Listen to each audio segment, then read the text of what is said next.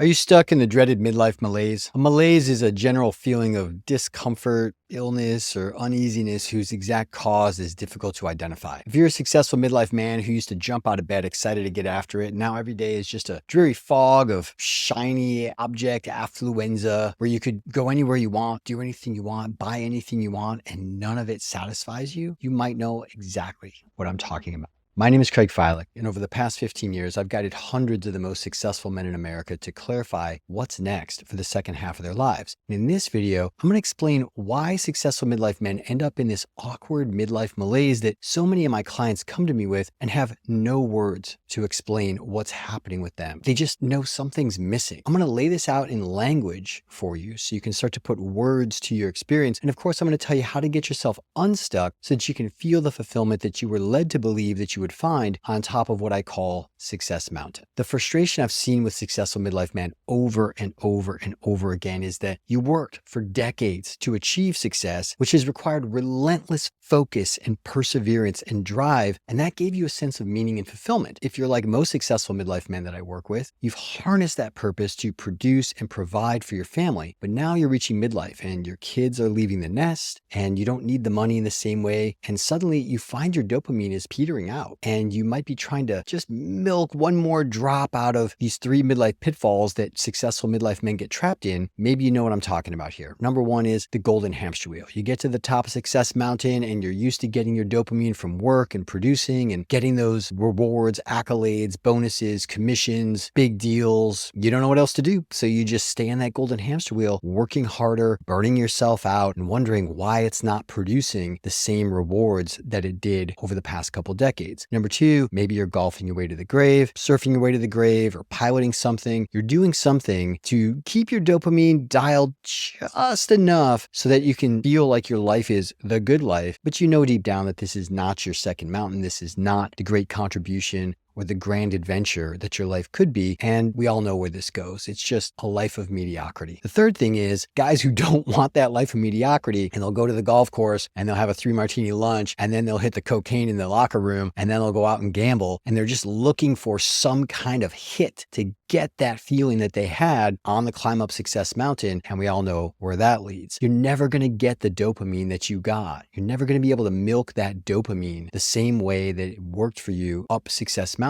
because you're in a different phase of life now. What you want is you want a new goal with a new purpose that brings even greater meaning and fulfillment without the same hustle and grind that it took to conquer Success Mountain. It's a different phase of life. You can't grind the same way that you have up until this point and expect yourself to be able to keep going. That's the golden hamster wheel. So you've got to shift gears, got to do something different. The mistake is thinking that success equals fulfillment, and it just doesn't. If you've watched the video this far, you probably already know exactly what I'm talking about. Success is not fulfillment. You get to the top of Success Mountain, you're looking around, where's my Shangri-La? And it's a wasteland. You just feel empty, you're bored, you start to drift, you get lost, you feel stuck, and this midlife malaise just kind of settles in on you because not only are you not getting the dopamine that you got from reaching for something all along, you don't need things in the same way, they don't give you the same reward, the same pleasure. It's just like any other drug. It's petered out. It's just taken decades to get there. You also might feel betrayed. Society lied to us. Gross domestic product, Reaganomics, right? Everything in our generation was all about go, go, go, grow, grow, grow at all costs. Our souls and our authenticity and our health and well-being being the primary sacrifice on that altar. And now you get to midlife and you're burnt out and your body doesn't hold up the same way it used to. And you've got all the check boxes checked. I got the success. I got the house, the wife, the kids, the cars, the toys, the vacations. And you're looking around and you're saying,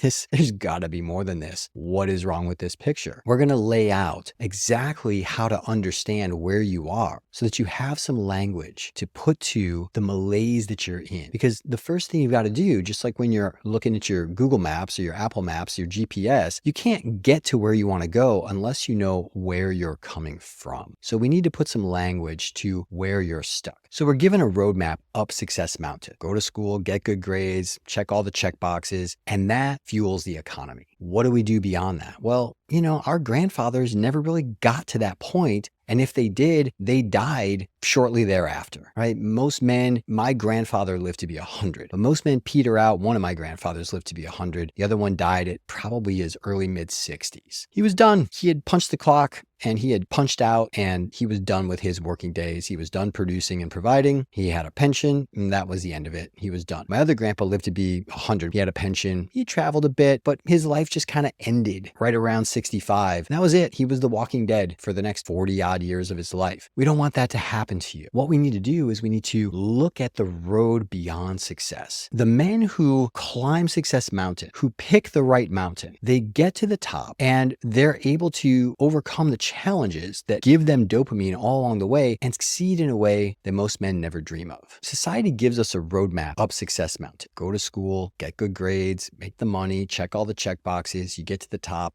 You look around and you're wondering, well, there's got to be more, right? There's no roadmap. Why? Because it doesn't add anything to the GDP for you to go on in Maslow's hierarchy beyond success and self-actualize. There's no profit in it. Society only cares if you're producing. And so when you're done producing, you look around and hey, you're on permanent vacation. You won the game. And that creates an existential crisis. Kids leave the nest. They don't need you in the same way. You don't need to be producing in the same way. Where are you going to get your dopamine from? Golfing? Hang gliding into a hurricane?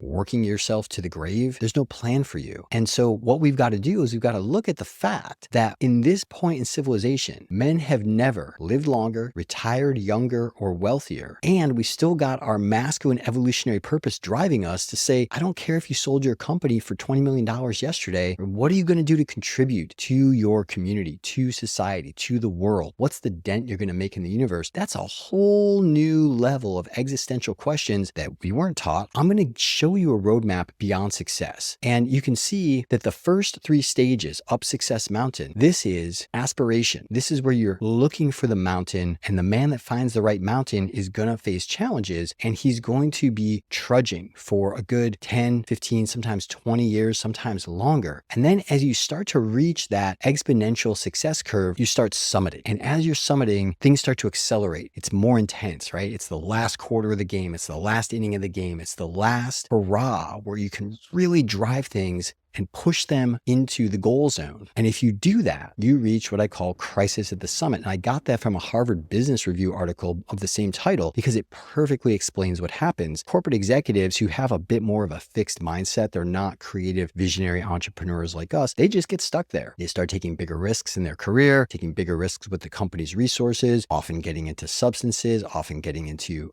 extramarital affairs, just doing dumb things to try to get that rush that they felt on their climb up. What's fortunate about us is, as creative visionary entrepreneurs, we know that we can reinvent ourselves. We know that we can reshape the world in our image, and we're not stuck in that corner office that we worked so hard for, because our identity is a little more malleable. Not much, but enough that we can actually transform our lives and create that second act without a huge identity catastrophe that nearly destroys our kingdom. And that's what I want for you. So that's the first mountain. Now you can see here in the second mountain, the mountain of fulfillment, this is where there is no roadmap. This is what we think we're going to find on the top of Success Mountain, but it's actually a whole separate mountain. So when you look at Maslow, survival, safety, social belonging, success, and then there's self-actualization, that's actually 2 mountains there. And you've got to turn that, you got to rotate that 90 degrees and see it's one mountain behind the other. There actually is a dip in between those 2 mountains. And that's where men get stuck. You spent your whole life climbing. You don't want to go down the backside of Success Mountain in what I call dissolution. So this is where the caterpillar goes into the chrysalis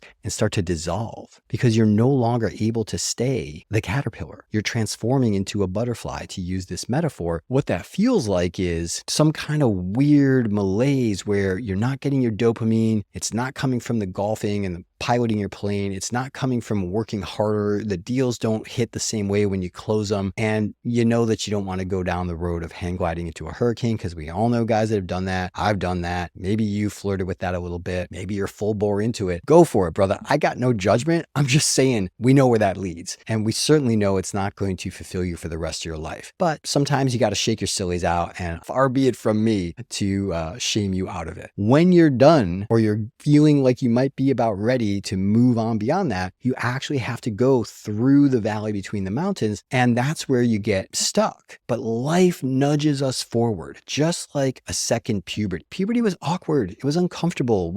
Our brains melted. Things changed in our bodies and our social relationships, and we were never the same. Looking back, I wouldn't trade that for the world. I was able to become a father. I was able to become a man. I grew a nice beard. Things worked out for me. Things can work out brilliantly for you if you turn and face this in midlife, because this is not just a physiological transformation. This is also a psychological transformation. And a lot of men stunt their development and get stuck here and just keep hitting the snooze button. The CD is glitching. It's skipping. They never actually grow into self-actualization. If you're stuck in the midlife malaise, you've got to realize that the hero's journey is a map beyond that. The ordinary world, right? Luke Skywalker living in a hole in the sand, Neo programming, hacking computers late at night, the Hobbit living in the Shire where it's just idyllic. They all eventually turn and face their adventure and confront their dragon. Neo turns and faces the agents and stops the bullets, bends the wall, sees the Matrix. Luke Skywalker leaves the farm. He learns the Force. He confronts his father, confronts his dark side, integrates, realizes, right? He comes out with the gloved hand, realizes, oh, that lives in me too. But it makes him even more powerful because now he's in touch with the thing that he spent his whole life hiding, repressing, and denying. The Hobbit goes